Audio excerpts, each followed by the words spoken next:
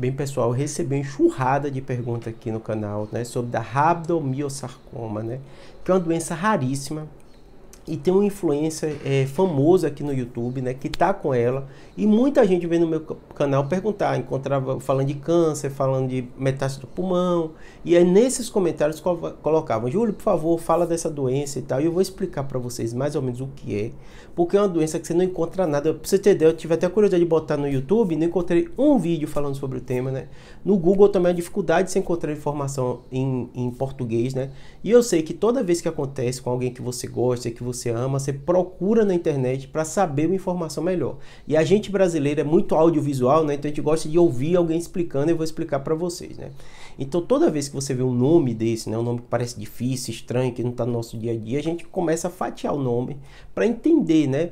E tem algumas doenças, né? A palavra, por exemplo, sarcoma, vocês ouviram várias vezes, e tem essa relação com o tumor, né?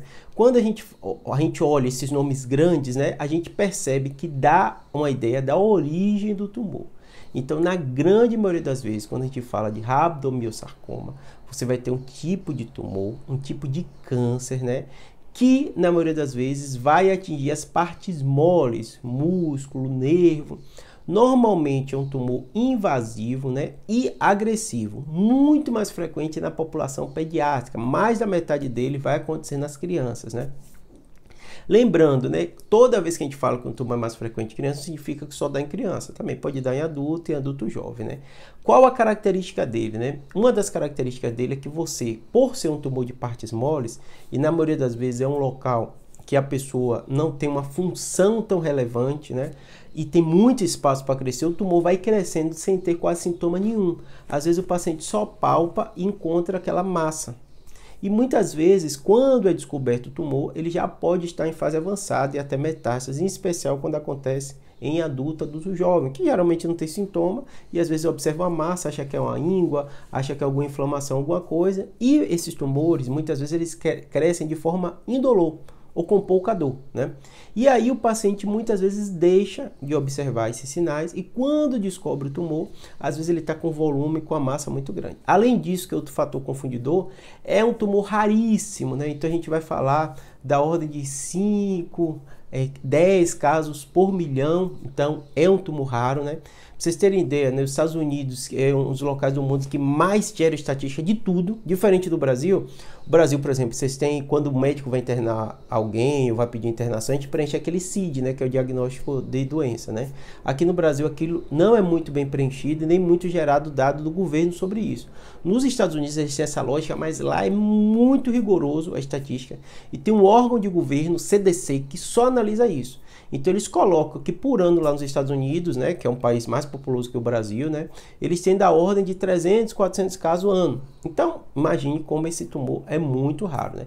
Na população pediátrica, na população adulta, fica na ordem dos 5% dos tumores, né, que acontece. E o que é que acontece, né? Esses tumores de partes moles, né, muitas vezes, câncer maligno, você tem 3 tipos de tratamento que na maioria das vezes o paciente vai passar pelos 3, né?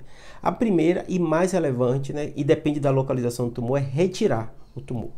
Retirar quanto, Júlio? Se puder tirar tudo, ótimo. Mas muitas vezes pela localização, pelo risco, pela invasão do tumor, ou até por já estar em fase avançada, o médico não consegue fazer isso e às vezes só faz uma biópsia para ter uma partezinha do tecido e ter essa confirmação diagnóstica do tipo de tumor.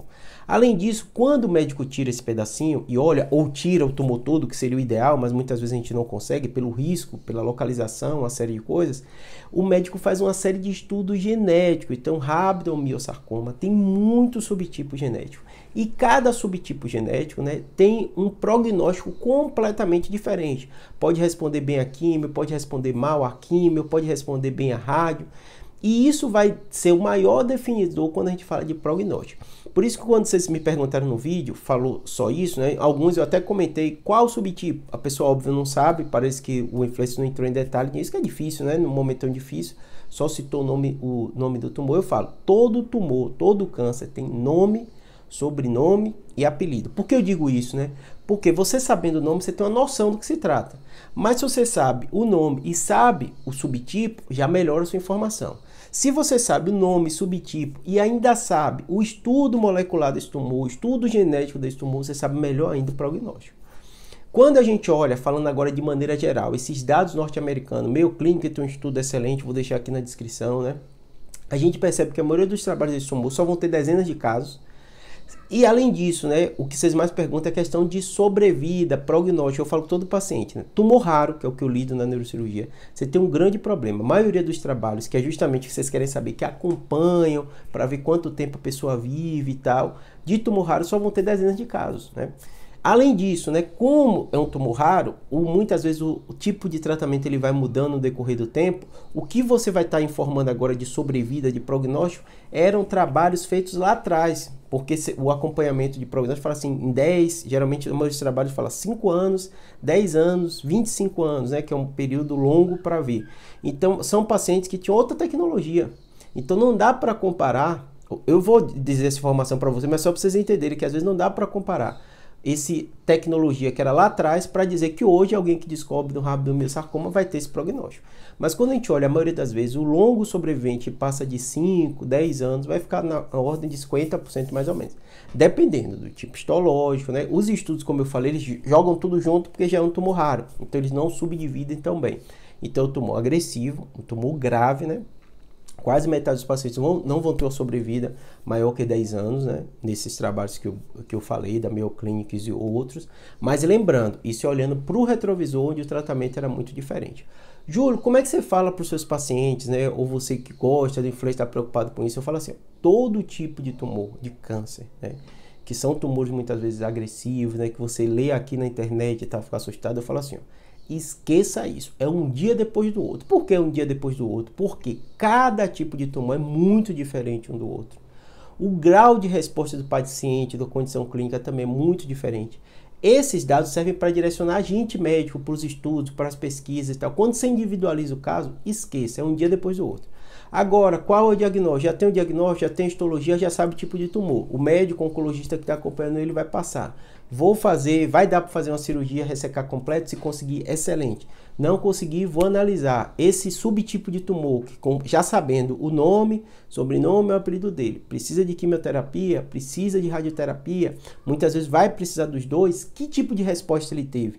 Respondeu muito bem, reduziu o tumor, pronto, vamos seguir o próximo passo, né? Lembrando, olhando esses estudos respectivos, só com dezenas de pacientes, são poucos mesmo, né? Vou deixar aqui também na descrição, você encontra esse prognóstico, né, de 50% vivendo mais de 10 anos, né? Sei que são números baixos. E lembrando que mais raro ainda, como aconteceu pelo que vocês colocaram, um adulto que faz vídeo aqui, é mais raro ainda porque está acontecendo em adulto jovem. E é um tumor que a maioria das vezes é na população pediátrica. Então você percebe que tem muita raridade. Então não dá para ficar especulando, né?